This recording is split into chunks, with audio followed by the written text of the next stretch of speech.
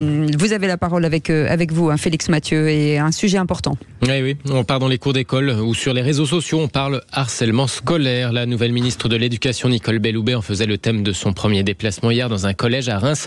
Elle dévoilait à cette occasion quelques chiffres censés nous faire prendre conscience de l'ampleur du phénomène qui toucherait 5% des écoliers, 6% des collégiens, 4% des lycéens, un élève par classe donc environ. Sauf que, voilà, le fondateur de l'association Hugo contre le harcèlement scolaire estime que ces chiffres sont sous-estimés et donc les réponses sous-dimensionnées. Bonsoir Hugo Martinez. Bonsoir. Merci d'être avec nous dans Les Vraies Voix sur Sud Radio. Un élève par classe harcelé au moins, vous estimez que la réalité c'est plus que ça en fait? Oui, bien évidemment, et merci de nous donner la parole ce soir. C'est important de réaliser à quel point on nous ment sur les chiffres du harcèlement scolaire pour minimiser les faits, et c'est un vrai scandale. Si on reprend les chiffres que le ministère transmettait en 2015, on parlait d'un élève sur 10 qui était victime de harcèlement scolaire. Le Sénat parlait en 2022 de 1 million d'élèves.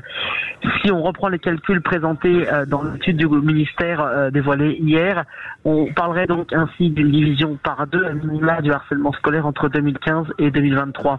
Ce qui est juste impensable. On voit, nous, sur le terrain, une explosion de cas de harcèlement scolaire, notamment grâce ou à cause des réseaux sociaux. La réalité, c'est quoi? C'est que, en questionnant des collégiens, des lycéens, des écoliers, alors même que cette étude devait être généralisée à partir du CE2, on a des dizaines de classes, voire peut-être des établissements entiers qui n'ont même pas été destinataires de cette étude. La question qui se pose avec ce point-là, plus le fait de l'échantillon très minime, 17 000 élèves pour réaliser cette étude, on se demande en fait quelle est la réalité, quelle est la volonté du gouvernement. Est-ce que c'est minimiser les faits pour justifier des petits moyens?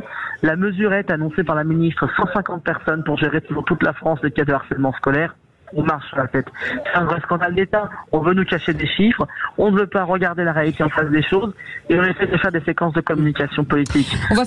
On va faire réagir Hugo. Philippe Bilger. Juste une question. Est-ce que vous croyez vraiment que c'est de la mauvaise foi ou une difficulté pour identifier le véritable harcèlement?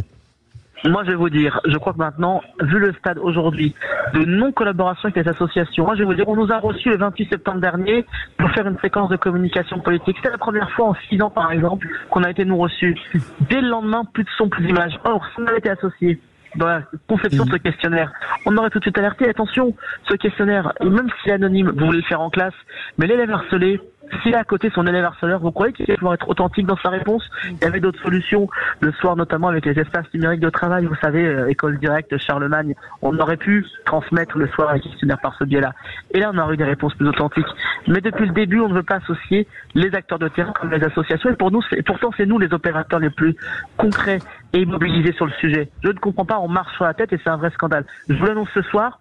Je mobiliserai dans les prochaines heures les parlementaires pour faire la réalité et avoir la justice finalement rétablie sur ce sujet et faire toute la lumière sur cette enquête qui pour nous est un vrai fiasco.